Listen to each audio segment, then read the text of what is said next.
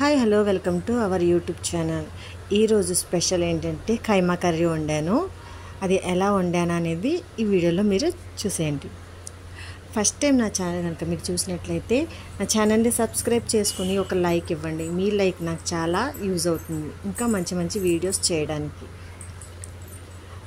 Ready చేద్దామా?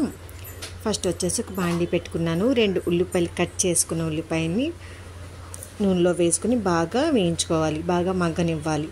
అది అందులోనే నేను పచ్చిమిర్చి కూడా వేసానండి. 4 పచ్చిమిర్చి చిన్న చిన్న ముక్కలుగా కట్ చేసి వేసుకున్నాను. నేను ఒక హ్యాండ్తో అయితే కలుపుతున్నాను, ఒక హ్యాండ్తో వీడియో తీస్తున్నాను అనమాట. అందుకే కొంచెం కన్ఫ్యూజ్గా ఉంది. సో ఇలా బాగా మగ్గనివ్వాలి. ఆ తర్వాత ఇది వచ్చేసి టమాటా, జీడిపప్పు, 1 స్పూను జీలకర్ర, 1 స్పూను ధనియాలు కలిపేసి నేను పేస్ట్ చేసుకున్నానండి. గ్రైండ్ చేసుకున్నాను. బాగా మెత్తగా ముద్ద చేసుకోవాలి. 1 టమాటా తీసుకున్నాను.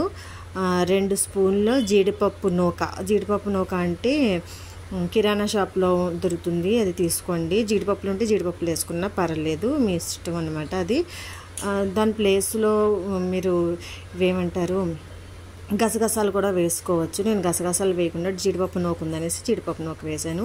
తగినంత సాల్ట్ అప్పుడే వేసేసుకోండి. కొంచెం అంటే మేము కైమా వేస్తాం కదా, దానికి కొంచెం బాగా మసాలా పట్టాలి కదా అనేసి నేను ముందే సాల్ట్ వేసుకున్నాను. త్వరగా కూడా మగ్గుతుంది. ఉల్లిపాయలు బాగా మగ్గుతాయి. తర్వాత మూత పెట్టేసిన తర్వాత బాగా మగ్గనివ్వాలి. మగ్గిన తర్వాత ఇలా కలుపుకోవాలి. అంటే అడుగు కట్టకుండాను. ఏ పేస్ట్ వేసినా సరే అడుగు పట్టేస్తుంది. అందుకనేసి జీడిపప్పు పేస్ట్ వేసాం కదా, అందుకు నేను అడుగు కట్టకుండా దగ్గరుండే నేను వండుతున్నాను. కొంచెం గనక వదిలేసారా మాడిపోద్ది, అందుకనేసి దగ్గరుండి చేసుకోవాలి. అల్లం వెల్లుల్లి పేస్ట్ వేసాను. 1 స్పూన్ అల్లం వెల్లుల్లి పేస్ట్ 1 స్పూనే వేసాను. 1 స్పూనేనండి, అది 2 స్పూన్లా కనిపించింది కదా, హాఫ్లా వేసాను అనమాట.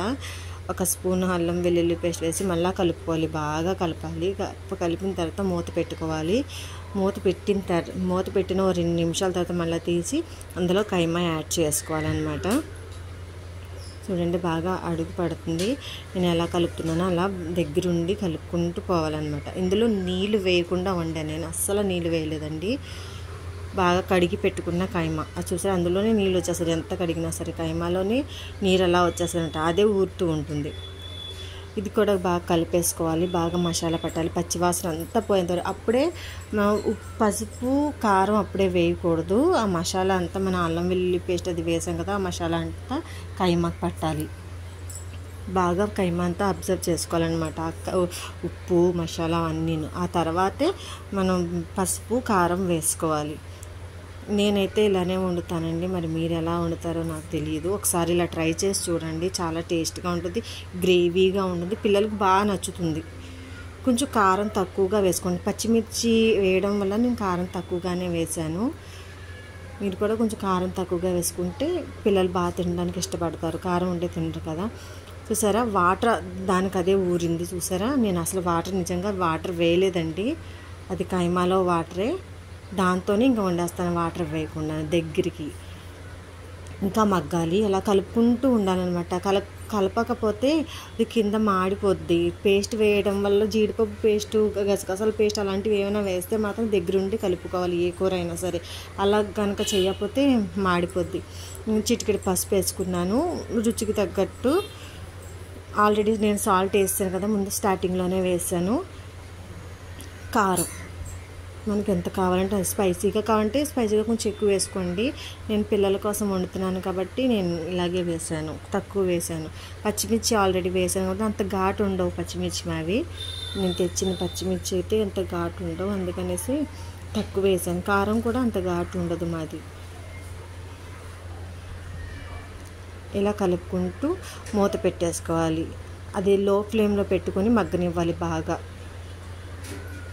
లేత కైమా అయితే ఇలా మీరు కడాయిలో బండిలో ఏదైనా వండుకోవచ్చు. అదే కొంచెం ముదురుది కైమా అయితే మాత్రం కుక్కర్లో అయితే వండుకోండి, ఎందుకంటే అది ఉడకడం చాలా టైం పడుతుంది కాబట్టి. తర్వాత నేను ఇది ఏం వేసానంటే మటన్ పౌడర్ వేసాను అనమాట, మటన్ మసాలా. ఇక్కడ వేసి కలిపేసుకున్నాను. కలిపిన తర్వాత మూత పెట్టేసుకోవాలి. చూసారా ఎంత దగ్గరికి అయ్యిందో? మూత పెట్టిన ఒక 3 నిమిషాలకైతే నేను తీసానండి మూత. అదిగో చూస్తున్నారా ఎంత దగ్గరికి అయిపోయిందో? బాగా కింద మాడుతున్నట్టుంది, అడుగు పడుతున్నట్టుంది. అందుకనేసి ఇంకా దగ్గర ఉండే చూసుకోవాలి. కైమా కూర త్వరగా అడుగు కట్టేస్తుందండి. చాలా జాగ్రత్తగా వండుకోవాలి, అది దగ్గరుండి వండుకోలేదంటే ఇంకంతే సంగతులు. రెడీ అయిపోయిందండి టేస్టీ కైమా కర్రీ అయితే.